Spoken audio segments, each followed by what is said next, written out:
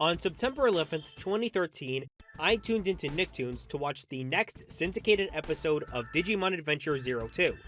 Little did I know this episode would forever change my outlook on the season, from enjoying the first 12 episodes to becoming more and more frustrated with the awful decisions the season made as it continued. Eventually, the season became my least favorite out of the original 6, and I know I'm not the only one with this opinion. As a response, many fans have tried relentlessly to create their own version of 02. I wouldn't be surprised if that is the most common form of Digimon fanfiction online. And after 10 years of hating this season, I decided I too should throw my hat in the ring and share my rewrite of Digimon Adventure 02. Now before I begin, there's a couple of things to address. I understand this video is not going to be for everyone. There are Digimon fans that say that 02 is their favorite, and they're free to express this opinion.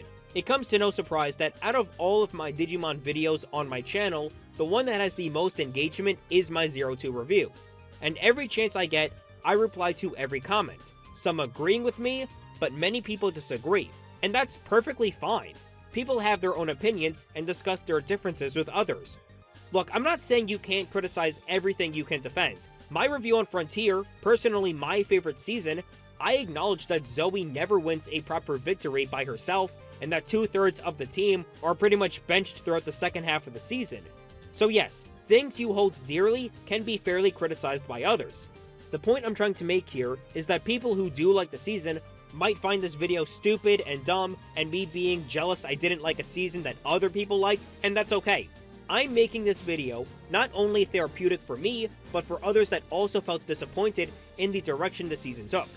Another point that should be noted, my theories regarding the writers making shit up throughout the season turned out to be mostly true, which explains many things such as the repetitive nature of the episodes, and interesting things such as Dragomon and the Daemon Core never going anywhere. In fact, the Dark Ocean was supposed to be a one-time only thing, getting Konaka in as a writer for one episode that was a huge reference to H.P. Lovecraft. He made a whole thread on Twitter if you're interested in seeing what he had to say about that. Considering the constraints the season had to go through, this rewrite is my interpretation of what a sequel to Digimon Adventure would have been if it had more time to cook. Because of that, I decided to limit myself with rules that could make this rewrite more believable. One rule I decided to make was that I cannot add, remove, or replace any characters that were introduced in the season. This means having the main 6 characters, their partners, and major villains all being the same. Another rule is that every Digimon has to have already been introduced into the series by the release of 02. That means I can't use anyone from Tamers or Frontier or anyone after 02's release. However, I can still use Digimon that were released around the same time as 02, but were never featured in the anime. With that out of the way, let's get into the main 6 characters, starting off with TK and Kari. They are going to be the co-leaders / mentors to the new Digidestined. Originally, they are going to be strict yet cautious with the team, but slowly warms to them as the season progresses, taking the mantle of their brothers and trying to live up to their success. They're also heavily concerned for one another, and a faint relationship is formed, but it's not the main focus of the season. I feel like having TK and Kari be a duo lead would work in their favor, and for the season as a whole. They were pretty much built up to be the quiet powerhouses in the last season, but were sparingly used for their age. More so Kari because she joins much later. And I know what some people are thinking. Another Kamiya and Ashita being the main characters again? Well, yes and no. These two have much more weight on their shoulders than their brothers, not only having to supervise and educate the new team, but trying to live up to the success and achievements of their elders. I know some people might disagree with me on this, but I feel offended by the fact that TK was talked down to by arguably the most boring member of the team, and not his brother, regarding his fears of losing his partner, and Kari literally getting bitch slapped by the most annoying member of the team regarding the most interesting aspect of the season that was never fully explored. And yet they have to be paired up with 2 polar opposite levels of annoying partners when it comes to DNA Digivolution. And spoiler alert, I'm going to keep these partners the same in order for Shakumon and Sylphimon to still exist in these rewrites. But on that note, let's talk about the new characters that were introduced in the season. First off is Davis. Once again, he's going to be hot-headed and arrogant, much like in the real anime, where he rushes into battle without thinking. However, he does learn to control his eagerness throughout the season, and forms his own independent style later on. My major thing is that I wanted to play into the idea that Davis is a major fanboy. He's got the goggles, he loves soccer. I wanted him to be a huge fan of Tai. Davis looks up to Tai and wishes he was a Digidestined as well, meaning saving the day and getting the girl. In this case, Davis initially has the hots for Kari, but this is later dropped after a talk with Sora in one of the later episodes. Yoli does start out annoying and loud originally, and gets into more trouble out of the 3 recruits. However, she does become sterner and more level-headed shortly after Ken is redeemed, taking note of his concern in the second half, as I will explain later on. And lastly, for Cody, I will keep his shy and quiet traits in the beginning, usually telling TK and Kari he would not be a burden compared to his fellow trainees. He usually waits for someone else to take the initiative, but he does open up and takes independency as the season continues. Unlike the 2 newest members, Cody is already respectful and diligent to his mentors at the start of the season. However, in some cases, he feels like he's holding the team back, which is explored in the second half. This is more prominent with his relationship with Oikawa. Now as for Ken, with his Digimon Emperor persona, basically it's the same as 02, although this time he resides in the Dark Ocean during the duration of the arc. I would argue he's a lot more aggressive with Wormmon, as I will bring up when we get to the end of that story arc. When he's redeemed, he becomes more open and knowledgeable about the schemes of the digital world, and he basically becomes the recon of the team who usually gathers insider information to help the team out. Now as for the Digimon partners, we have Patamon, who's a lot more mature than he was in Adventure, especially taking the enormous responsibility of leading the team. At times he can be a bit rebellious, that leads into the overprotectiveness from TK. In the rewrite, Gatomon keeps her tail ring, but as an exchange, she uses her Salamon form more often in the digital world due to the effects of the control spires in the first half of the season. For Vmon, he's similar to Davis's character. He doesn't take being friend-zoned to Gatomon lightly, and he has a rivalry with Patamon more frequently. As for Hawkmon, he's more assertive when it comes to calming Yoli down, while also understanding why she is so hyper in the early season. Armadillomon helps open up Cody's emotions and participation while helping out his character's growth. And as for Wormmon, mostly the same as his anime counterpart, he does help Ken recover from his Emperor persona and has more insider knowledge about future threats. Now because 02 was written while the show was being made, there were some things that don't really make sense in rewatches, many of which being retconned in the following episodes. How did Gatomon digivolve into Angelomon if Kari gave up her crest preventing Gatomon to use her ultimate form? How come Davis, Cody, and Yoli have their clothes changed whenever they enter the digital world, but it's not the same for the other 3 if they're not wearing their default outfits in the real world? And why is TK so protective of not having Patamon digivolve into Angemon when he was freely using him in the second half of Adventure? So for the rewrite, I decided to change up the rules of how some of these things work, starting with Digi-Armor Energize! Digi-Armors were created by the crests of the 8 Adventure Digidestined and placed all over the digital world. Same with Ken's Crest of Kindness becoming the Digi-Armor of Kindness. Because of this, the Digidestined cannot use their ultimate forms if their respective armors are being used. This feature is however unlocked in the finale to the first arc. In the Digimon Emperor arc, Dark Rings are strong against champion levels, armor levels are strong against control spires and Dark Rings, but champions are stronger than armor level Digimon, so we kind of have a weapon triangle going on in the first half of the season. Also, you might have noticed that I called them Digi-Armors and not their proper DigiEgg names, and that's because, again, in America, we called 2 things DigiEggs, where in Japan they have different names. So for the Digi-Eggs that are used for armor digivolving are now called Digi-Armors. As for the Digivices, TK, Kari, and Ken retain their original Digivices, while Davis, Yoli, and Cody are given their D3 Digivices that serve as training wheels. However, D3s are able to store Digi-Armors and allow armor digivolving more efficiently, which begs the question, if D3s are used to hold Digi-Armors, then what about the D-Terminals? Instead, TK and Kari are given D-Terminals created by Izzy that allows them to store their armors and also serve as a communication device between the real and the digital world. Additionally, clothing does not change when entering the digital world. I don't know why it was a thing, and when it was explained in the actual anime, Izzy brushed that fact under the rug as if no one would notice. Guess what, asshole? I did. So let's get into the episode rundown. Once again, there's going to be 2 story arcs. However, in the original 02 anime, there was 20 episodes for one arc and 30 episodes for the second.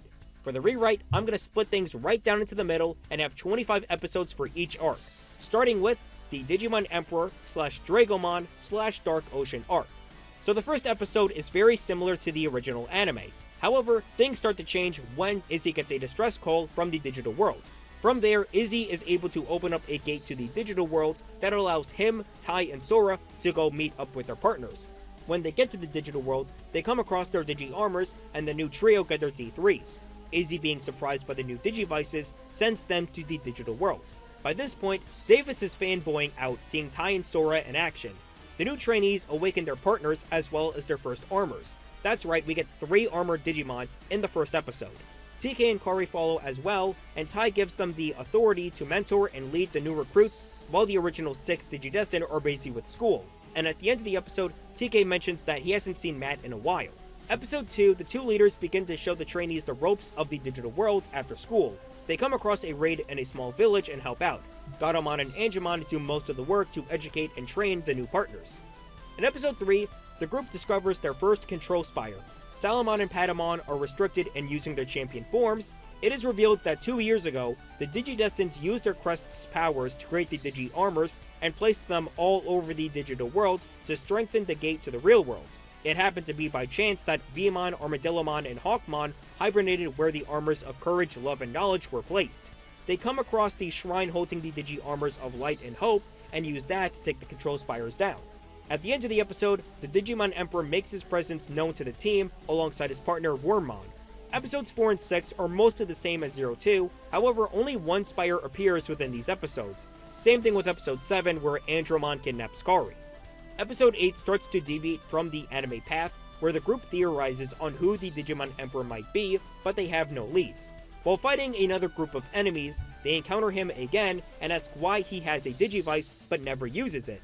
As such, he orders Wormmon to digivolve into Stingmon. That's right, I'm going to have Wormmon already have his champion form by the beginning of the season.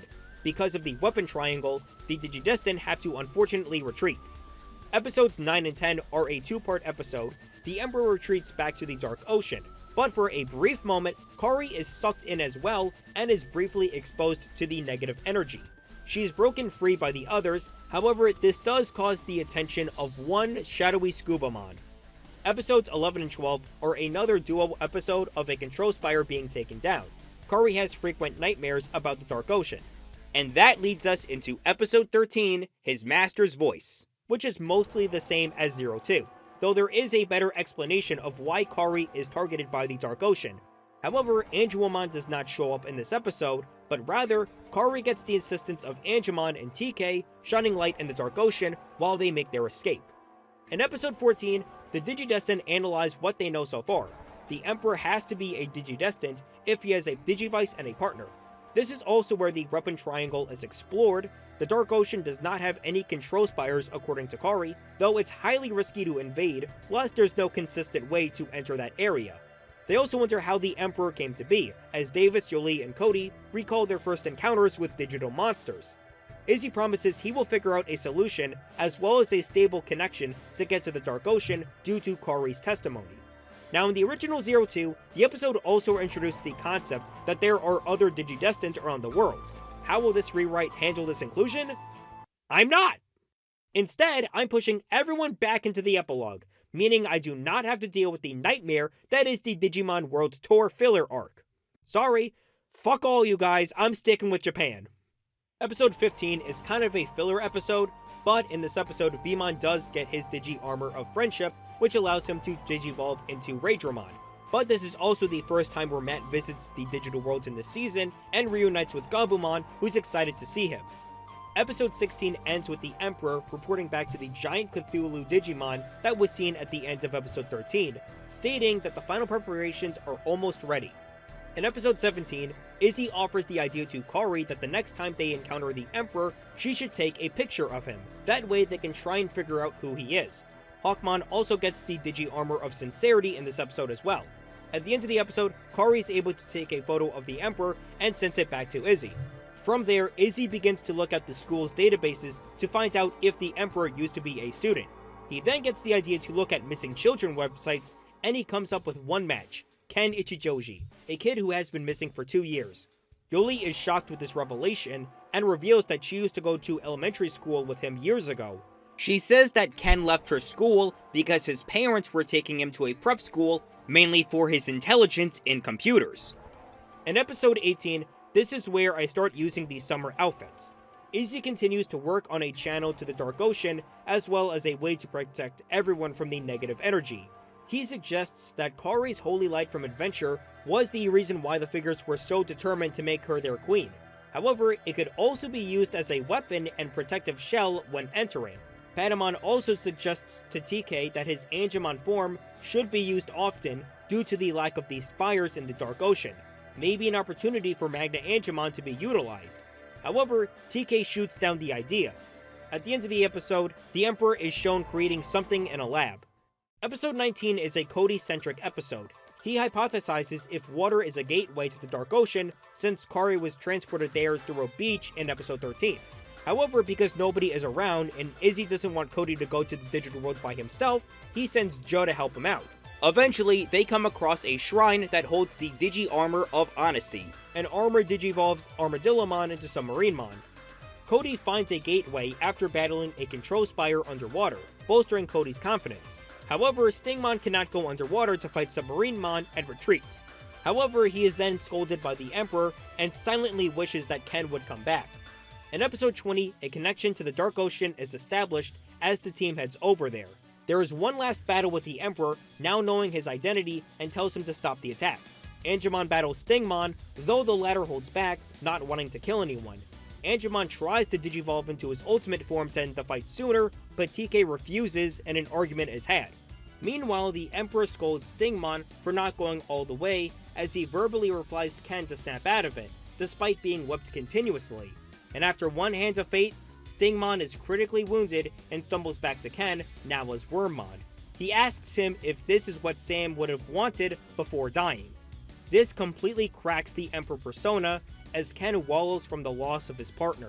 The Cthulhu creature, now revealed as Dragomon, tells the Emperor to finish the job, but Ken lashes back, though easily defeated, and falls from the balcony of the tower into the ocean.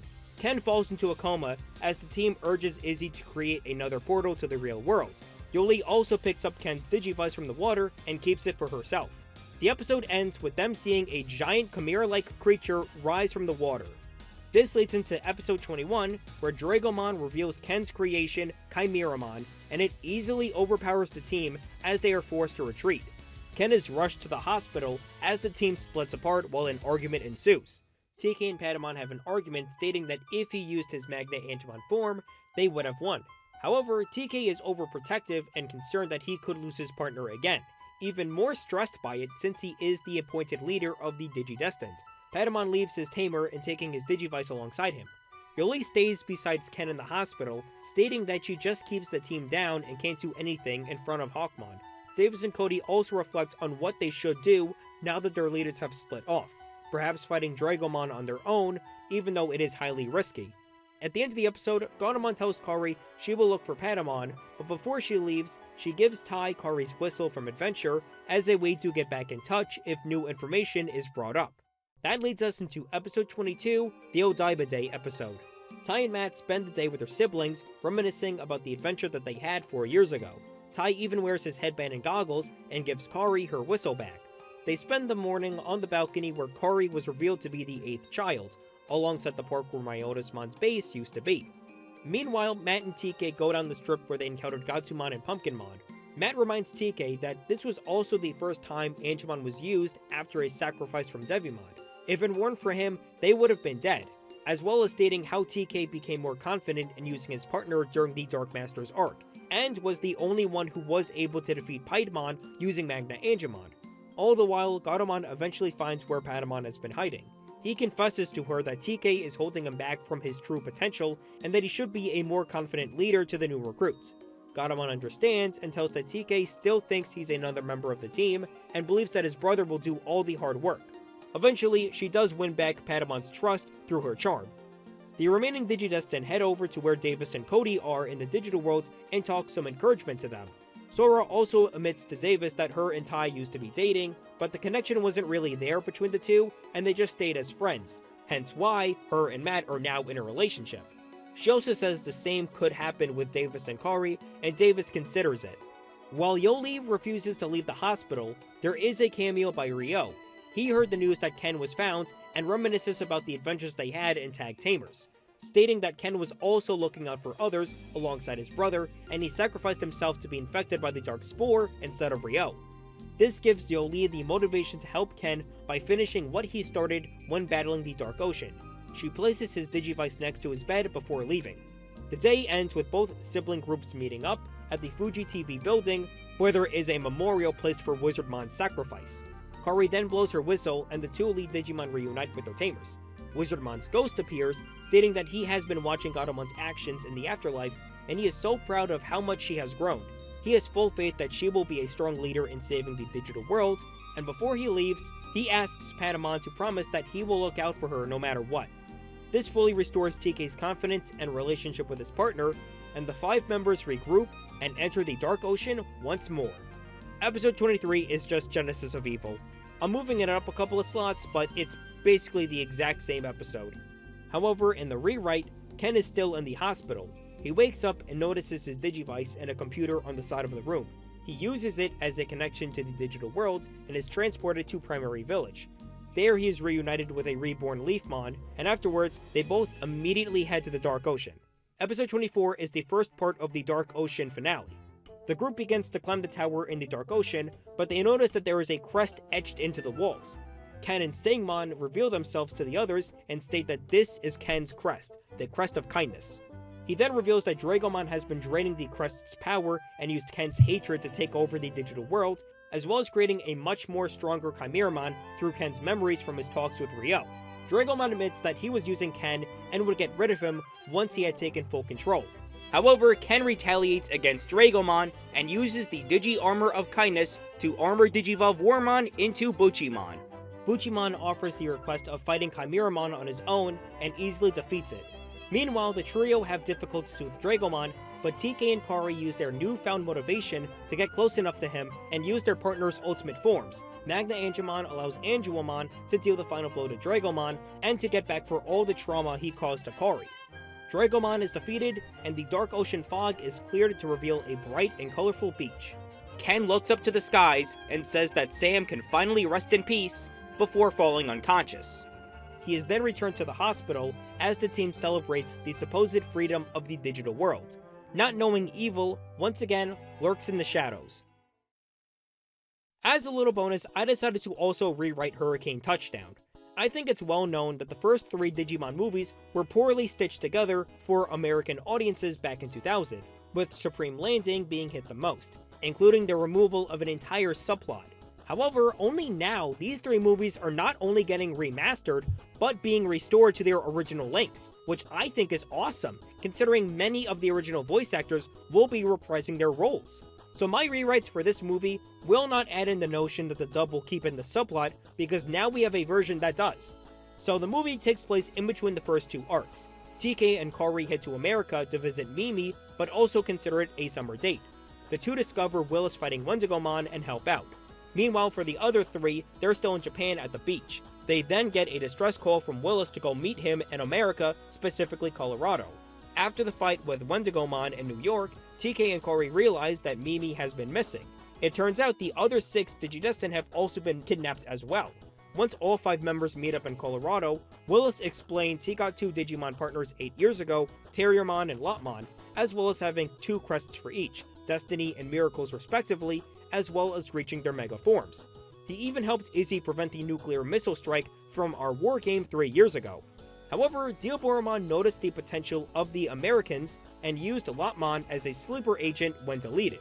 Willis theorizes that Wendigomon is kidnapping the other Digidestined and draining their life force by turning them into children and finishing Diaboromon's plans by activating the Digi-Armors of Miracles and Destiny. Meanwhile, the kidnapped children are locked up with their Digivices taken away. However, Tai and Matt notice that their Digivices are emitting the same glow when their partners first got their Megas back in Adventure. They begin to wonder if they could somehow transfer their power to their siblings. The group fights Wendigomon and later Antilamon, with Terriermon digivolving into Gargomon and Rapidmon. However, the armors are activated as Cherubimon reverts everybody into children. TK and Kari then realize the transferred powers from their brothers and use that to digivolve their ultimate formed partners into Seraphimon and Magnadramon to combat Cherubimon. As the fight continues, he slowly loses grip on altering time and the darkened powers of the golden Digi-Armors, meaning the more Seraphimon and Magnadramon fight, the more difficult it is for them to keep their mega forms. Willis sees this as a chance to restore time and offers Davis to use the Armor of Miracles to aid him. Both Veemon and Terriermon armor digivolve into Magnamon and Rapidmon Gold and help the two Megas defeat Cherubimon and free the others. Lopmon is restored as a DigiEgg, and Willis thanks the team for helping. Later, Lopmon is shown dancing to All-Star by Smash Mouth, because I have to put it in somewhere. One thing I always hated about Hurricane Landing was how TK and Kari got Mega level partners, even though there is zero explanation for it, and the fact that it doesn't even matter anyway. So for here, I decided to give Seraphimon and Magnadramon a more fruitful explanation of their appearance, while also not stealing the limelight from Magnamon or Rapidmon. This leads us into the second story arc, the Daemon arc. Episode 26, we're back to the fall outfits. Davis feels like he's lacking behind in his skills as a Digidestined, and tries to prove himself that he can be more independent. This is juxtaposed with Davis being a regular at a ramen shop, with the shopkeeper knowing Davis on a first-name basis. Davis and Veemon go to the digital world by themselves to see if they can do any local recovery following the destruction of the Control Spires. And yep, you heard it right, we are done with the Control Spires for the rest of the rewrite.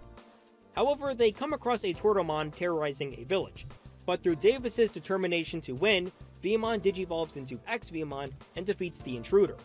After this, Davis goes to the noodle shop as a celebration, only to find the shopkeeper is gone. A customer mistakes Davis as a worker and orders him to make him a bowl of ramen. Due to Davis's knowledge of the entire menu, Davis is able to cook up the customer a bowl as the shopkeeper returns. He then praises how good the food is, and the shopkeeper congratulates Davis on handling a task on his own, and suggests he could become a pretty good chef in the future, hinting at Davis's career as seen in the epilogue.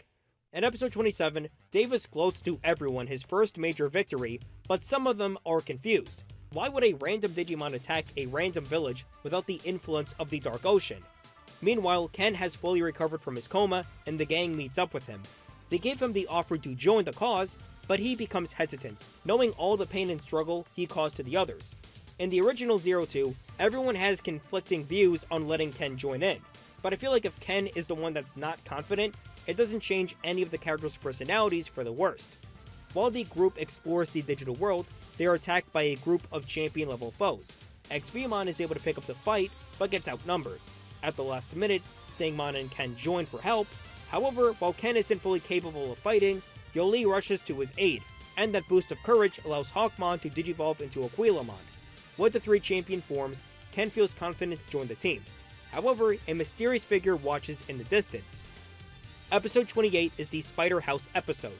Cody feels left out and lacking in being a member due to being the only member who does not have a champion level partner. He does get some encouragement from his grandfather that being last is sometimes the greatest ally, even acknowledging that his father used to be last in the police force, but he was a well-respected officer in the end. After this, the episode is pretty much the same, though this time at the end of the episode, Cody is confident enough for Armadillomon to digivolve into Anklamon. However, the episode ends with the woman revealing herself to be Arukenimon and showing off her spider form in the cliffhanger. Episode 29 has Arukenimon explaining that the frenzied Digimon that had been appearing lately was through her necromancy abilities, as she is tagged up with her longtime partner Mummymon, and they continue to fight. Again, a lot of the episode is relatively the same, where both groups retreat. The Digidestined make an agreement to explore more regions of the digital world to uncover who is the mastermind and how they are able to summon Digimon through thin air, which is explained at the beginning of episode 30. So instead of Arukenimon using needles on control spires to create new Digimon, she uses her needles to force out abstract pieces of data in the digital world and reconstruct them into new Digimon. This time she sends 3 ultimate level Digimon while the group does some research. They are ambushed by the new threats, while the group continues to struggle.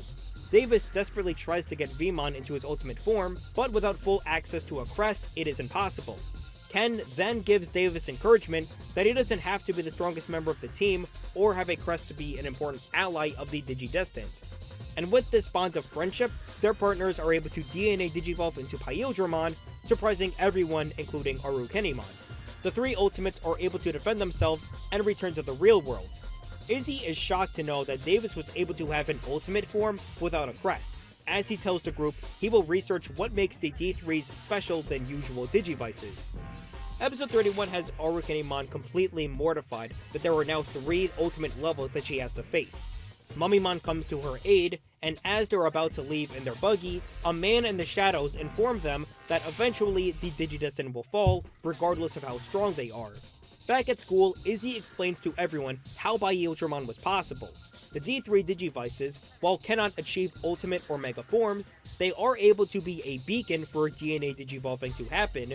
Izzy recalls how Omnimon was formed in our war game, and says that the original Digivices could transfer their powers to the D3s to give Digimon partners a way to have an ultimate form. Feeling confident in their skills, the group goes back to the digital world, where this time, the group gets separated by Arukenimon's webs, where Yoli and Kari are by themselves. Character growth happens between these two, and Kari gives her student wisdom and words of encouragement. Eventually, the two are cornered by 2 ultimate level Digimon, all the while Baiildramon is stuck fighting Arukenimon and Mummymon with Magna Angemon and Anklamon for support. But with their encouragement and determination, Yoli and Kari are able to have their own DNA Digimon partner, Sylphimon, and is able to defeat the ultimate threats. Yoli is glad that Ken is safe, and thanks Kari again for not being too headstrong. The man in the shadows scolds Arukenimon for her absurd plan at the end. Episode 32 is where Ken shows off his scouting skills and gaining information from deeper parts of the digital world. After investigating to the digital world, they are ambushed by Arukenimon's forces, but Cody decides to take a stand, feeling a bit more left out. Alongside being more determined to the truth, he gets his partner hurt and injured, but TK, taking the utmost concern to his youngest student, defends Cody as much as he can. Eventually, the two are able to DNA Digivolve their partners into Shakumon, which is easily able to absorb all of the attacks that come his way. After some cleanup, the 3 DNA Digimon have won. With such an abysmal and massive defeat, Arukenimon is on the verge of being deleted by her master, though he is able to recognize Cody and reluctantly keeps her around to Mummimon's relief. This time, Arukenimon begins to construct a plan to reconstruct a Digimon in the Mega Level department. Episode 33, nothing really special happens in this episode, but at the end, Arukenimon has just enough data to summon a Mega Level Digimon that would be a massive threat to the Digidestined. And that leads us into the Black War Greymon trilogy. In 02, Black War Greymon never really appealed to me. He either walked around the digital world aimlessly, questioned his existence, or fought the Digidestined, and they stretched it out for nearly 15 episodes, with his sacrifice not really affecting Oikawa's plans. But here, I'm going to give him a complete character redesign. Episode 34, Arukenimon desperately summons a Digimon with absurd levels of data. Eventually, it creates the manifestation of Black War Greymon. Almost immediately, he attacks her and becomes independent.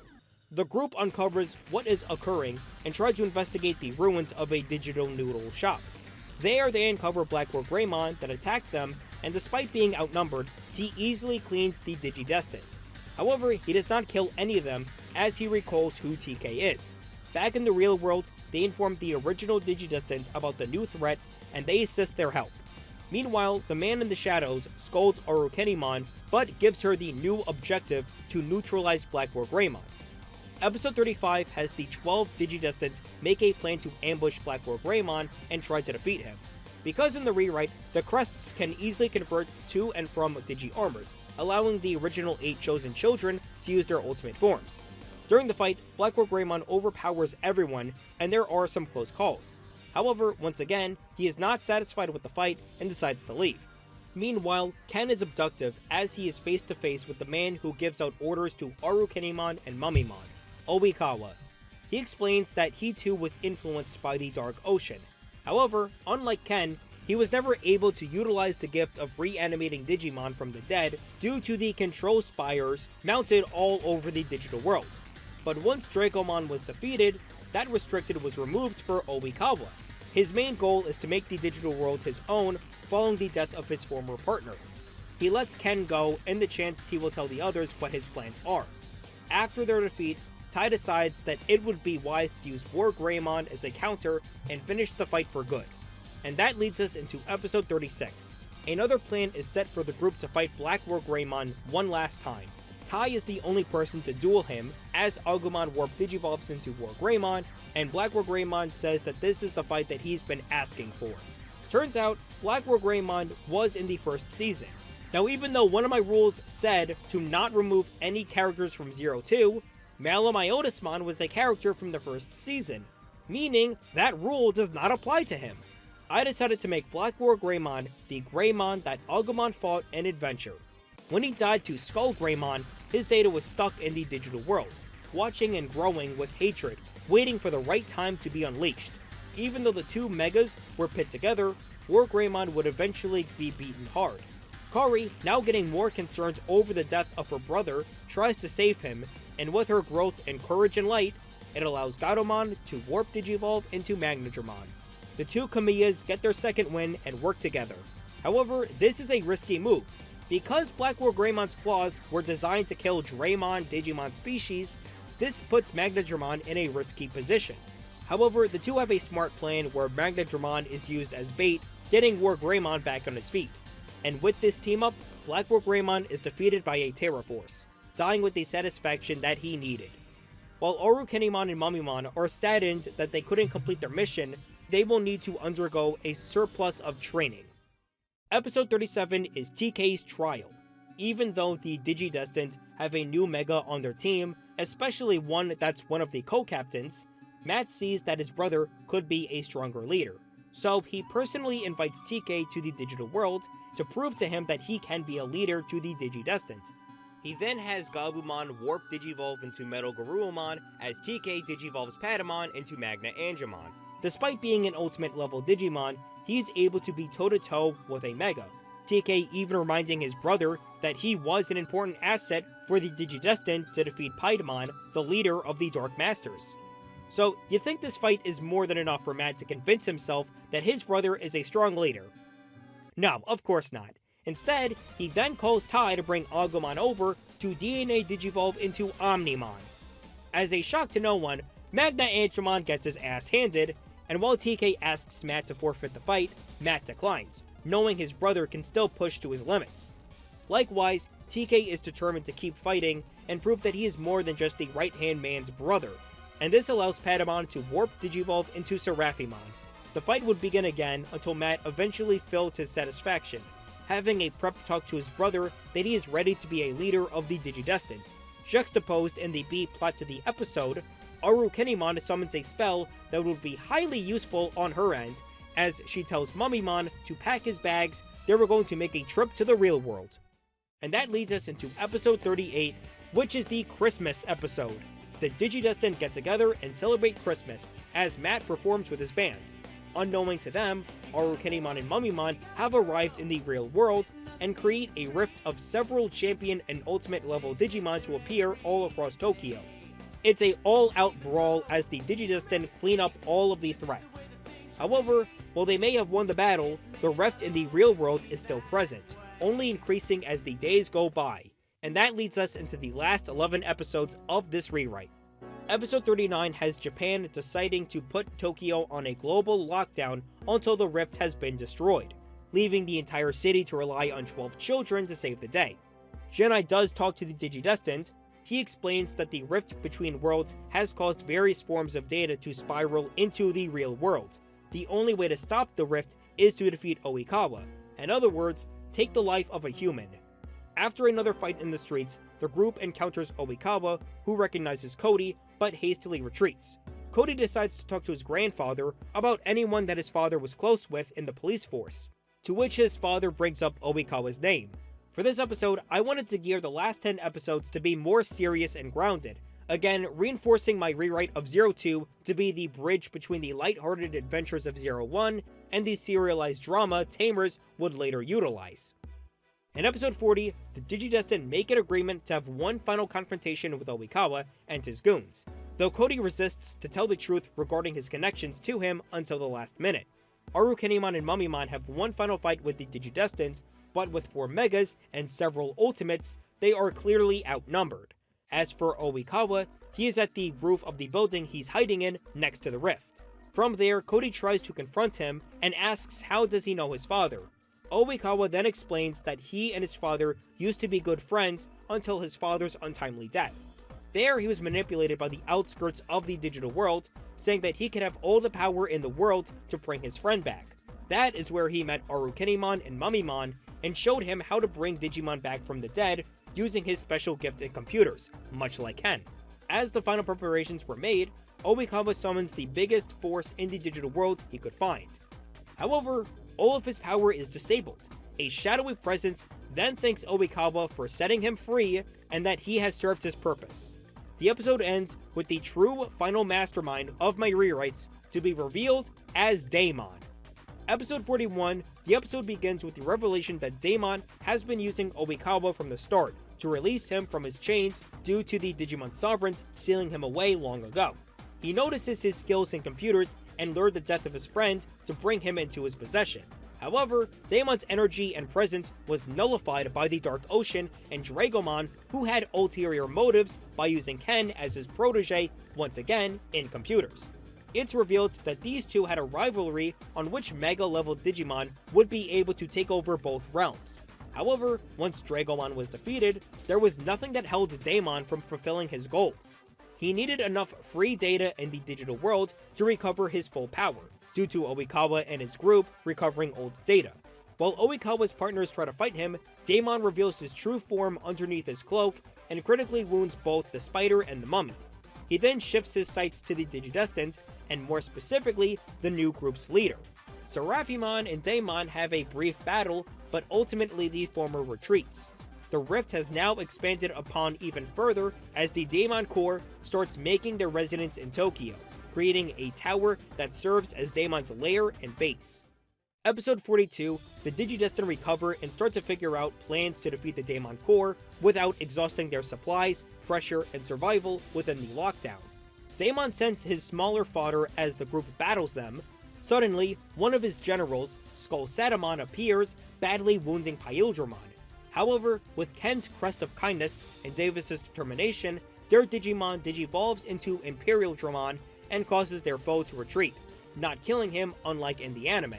In episode 43, another attack occurs and everyone tries their best. Cody begins to have his doubt on Oikawa and whether or not he can be redeemed after being in the same situation Ken was when serving under Dragomon. Episode 44 is a simple episode where Shakumon has a fight with Marine Devimon, the General of the Sea. In episode 45, there's another battle. This time, Angelomon is face to face with Lady Devimon once again, the same one from Adventure. She reveals she wasn't working for the Dark Masters, but instead an agent of the Daemon Corps, studying and analyzing the Digidestined under the orders of Piedmon, hence her last-minute inclusion in the first season. Eventually, the fight is broken off by a surprise intruder. Arukenimon returns. While Lady Devimon retreats, so too does the spider. Mummymon can also be seen fighting several of Daemon's men separately. This leads us into the final 4 episodes that all revolve around Daemon's tower. After liberating Tokyo from Daemon's control, the 12 Digidestined all agree it's time to climb the tower and defeat Daemon. Meanwhile, Oikawa is in hiding, blaming himself for the return of Daemon and being so weak to realize everything was a trap. However, with the help of his teammates, he decides that he has to put an end to this once and for all.